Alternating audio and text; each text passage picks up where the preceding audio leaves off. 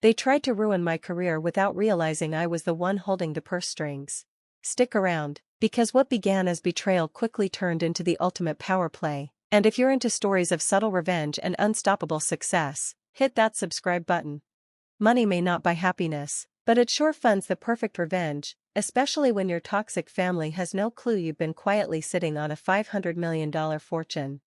I learned that lesson the hard way last month, when my own parents and brother tried to sabotage my career, without realizing they were targeting the owner of the company.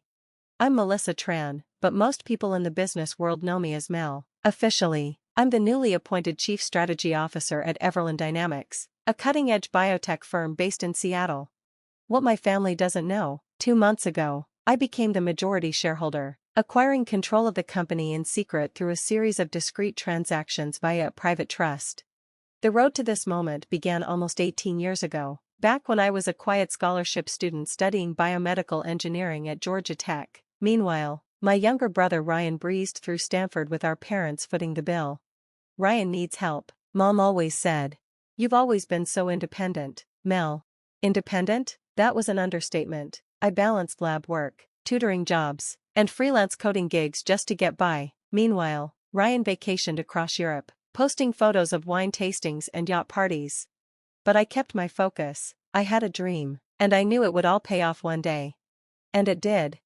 By 30, I had launched and sold 2 biotech startups. I kept my name off press releases, funneled profits through shell companies, and let the world think I was just another mid-level exec hustling away.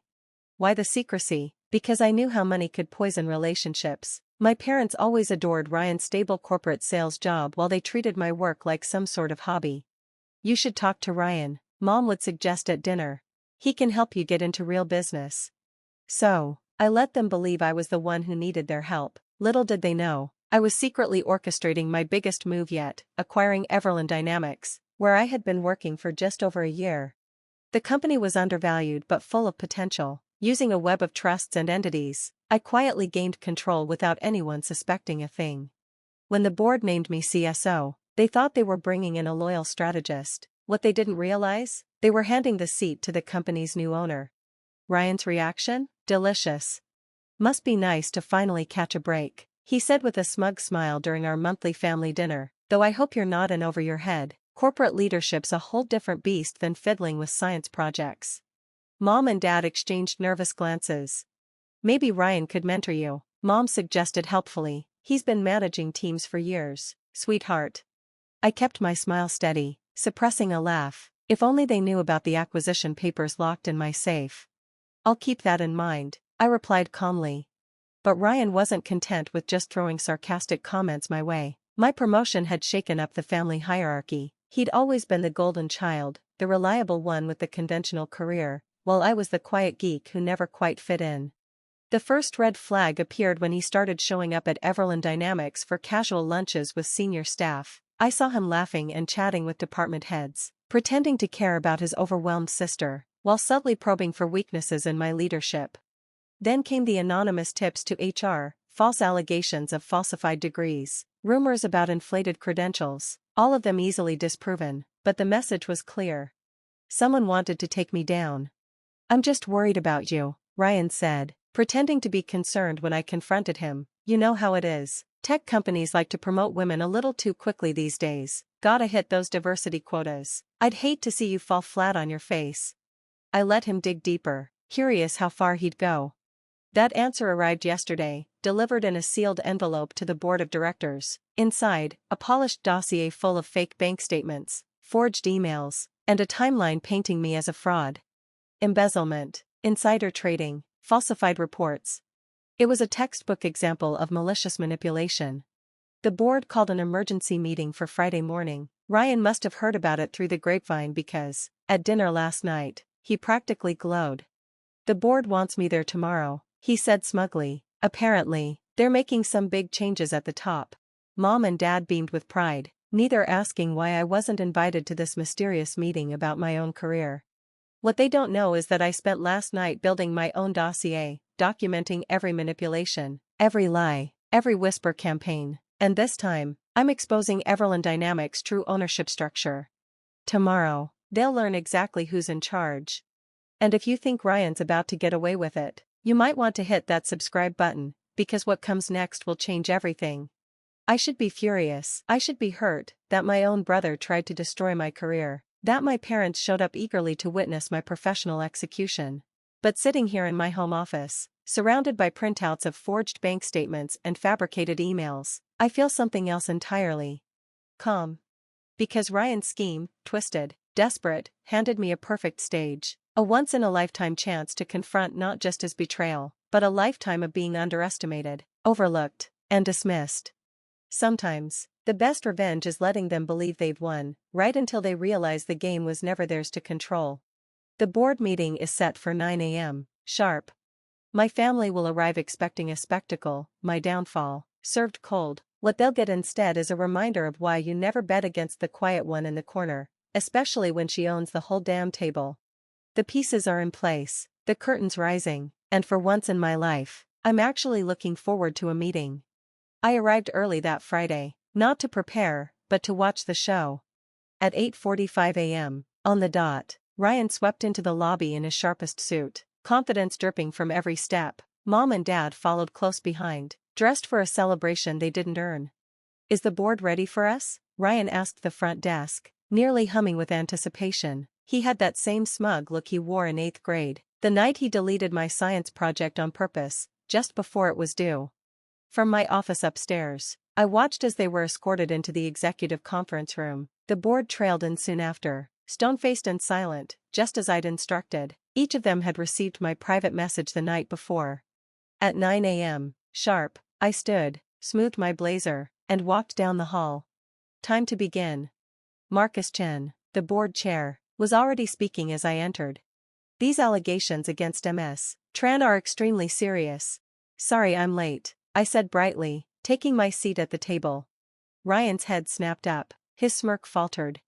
"Mel, this is a closed session," he said sharply. "You weren't invited." I folded my hands. Actually, I invited myself. Hard to hold a board meeting without the company's owner. The silence was exquisite. Ryan's mouth fell open. Mom blinked in confusion. Dad looked like he'd bitten into something sour. "What are you talking about?" Ryan demanded. "Everland Dynamics is a public company. It's owned by shareholders." "Correction," I said, nodding to Isla, my assistant. She stepped forward, distributing folders to each board member. Everland Dynamics was a public company until 2 months ago, when it was quietly acquired by Trans Strategic Holdings. I leaned in slightly, voice level. "Want to guess who owns that trust?" The board members flipped through the documents, and one by one, their expressions shifted. Some had speculated about the mysterious entity behind the buyout. None had known the truth. Until now. "This is ridiculous," Ryan blurted. "You can't afford, you're just a lab geek." "Just a coder?" I offered, smiling. "You've made that point, repeatedly." "In fact," I continued, turning to Isla, "can we play the clips, please?" She tapped her tablet. The room filled with Ryan's voice, smooth and smug. "Between us, Melissa's not cut out for leadership. Brilliant in the lab, sure, but she'll burn out fast." Another clip followed. "Not saying anything's wrong, but you might want to double-check her department's numbers. Could be some irregularities." Each whisper, each nudge, each carefully planted seed of doubt, played back, perfectly timed. Ryan's face drained of color. "And then there's this," I said, holding up his envelope, "the one you sent to the board, filled with forged documents and fabricated transactions. Attempted character assassination, false financial accusations, deliberate sabotage of executive leadership. Did you really think no one would verify your lies?" "I was protecting the company," Ryan shouted, desperation cracking his voice. "You're not qualified. You've never been the one who wins." "You're right," I said softly. "I've never been the one they picked, but I've always been the one who builds, who leads, who finishes." I turned to the board. "I didn't bring this to you lightly, but this isn't just about me. Ryan Tran has exposed Everland Dynamics to legal and regulatory risk, and he did it knowingly." Mom finally found her voice. Surely you wouldn't ruin your own brother's life. Like he didn't try to ruin mine?" I said, turning to her. "Like you didn't show up here hoping to watch it happen?" Dad lifted a hand. "We were just supporting Ryan." "No," I said, "you were doing what you've always done, betting on the wrong person." Then I turned back to the boardroom, the place now dead silent. I apologize for the theatrics, I said, standing, but it was necessary for full clarity. Mr. Ryan Tran has violated multiple ethics and compliance policies. His actions have put this company in danger. Marcus Chin cleared his throat. What would you like us to do, Ms. Tran? I took my seat again, hands folded, voice steady. First, I want it on record that the board has reviewed and dismissed all allegations against me as categorically false, based on verified documentation and internal investigation. Second, I request that a formal letter be sent to Ryan's employer detailing his misconduct, specifically, the audio recordings, fabricated evidence, and his attempts at corporate espionage. His behavior should follow him professionally. You can't, Ryan's voice cracked. You'll destroy my career. Like you tried to destroy mine? I asked, my tone calm but sharp. The difference is, I have real documents tracing real actions you took, not the forged garbage you sent hoping to frame me. I turned back to the board.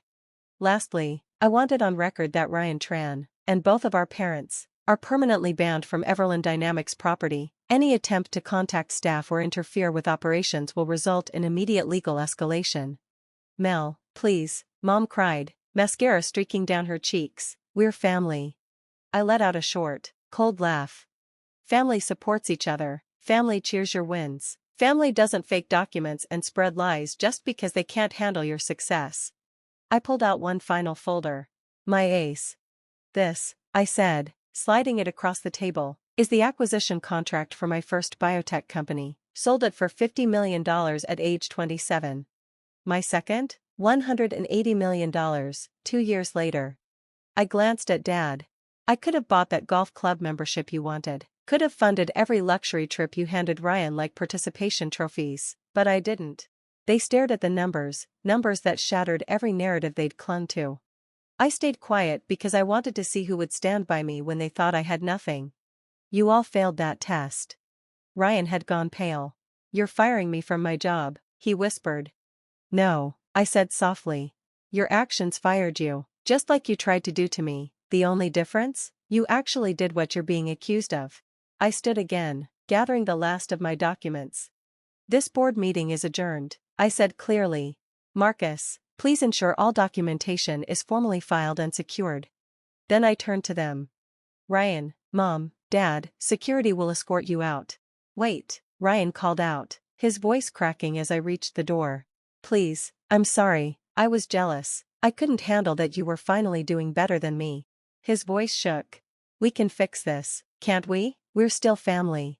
I turned back one last time. Do you know the difference between us, Ryan? He looked up, eyes glossy. When you thought I was struggling, you pushed me down further. When I was succeeding, I kept it quiet, to avoid making you feel small. I exhaled. That's the difference between real success and whatever game you've been playing. The next few weeks were interesting. Ryan lost his job. His employer wasted no time after reviewing the evidence of his sabotage. Word of my success at Everland Dynamics leaked. Suddenly, the same country club crowd that had fawned over my brother started asking about me. Mom and Dad left tearful voicemails. Ryan sent handwritten apologies. Even his therapist mailed a letter explaining he was doing the work. I archived them all, without replying. 3 months later, I was working late when Leela buzzed my office. There's someone here to see you, says it's personal. It was Ryan. But not the polished, cocky version I'd grown up with. He looked thinner, older, hair shorter, no flashy watch, no tailored blazer, just a plain button-down and a manila envelope. I'm not staying, he said quickly, raising a hand. I just need to say something. He stepped forward, placing the envelope on my desk. This has everything, passwords, contacts, info I dug up while trying to sabotage you. I'm also sending a letter to the board and my former employer, owning everything, no excuses. I watched him silently. Why now? I finally asked. Because you were right, he said. I wasn't building anything real, you did, and I hated you for it. He turned to leave, then hesitated. I'm starting over, small startup, entry level, no shortcuts this time. I don't expect forgiveness, I just wanted you to know that letting me fail taught me more than our parents ever did by helping me cheat. He reached the door. Ryan, I called softly. He turned back, hope in his eyes. Send me your resume, in a year. Not for a leadership role, I said gently. But if you're serious about earning things the right way, we're always looking for people willing to work their way up. A single tear slipped down Ryan's cheek. But he gave a small nod, collected himself, and left without another word. 6 months later, Everland Dynamics has surpassed even my most optimistic projections. We're developing life-changing biotech solutions, expanding rapidly, and creating hundreds of new jobs across the Pacific Northwest. Something real. Something lasting. Mom and Dad still send the occasional message, usually when they need something, or want to name-drop their CEO daughter at a dinner party. I keep contact polite but distant. The approval I used to crave so badly? I don't need it anymore. The corner office they said I'd never earn has a perfect view of the Seattle skyline. Some nights, I sit by the window, watching the sun dip behind the mountains, thinking about family, ambition, and the strange power of being underestimated. Last week, I got a holiday card from Ryan. No guilt, no request, just a quiet note. You succeeded not because of us, but despite us. I'm learning to do the same. Maybe that's the real revenge. Quiet, earned, undeniable. Thank you for listening to my story.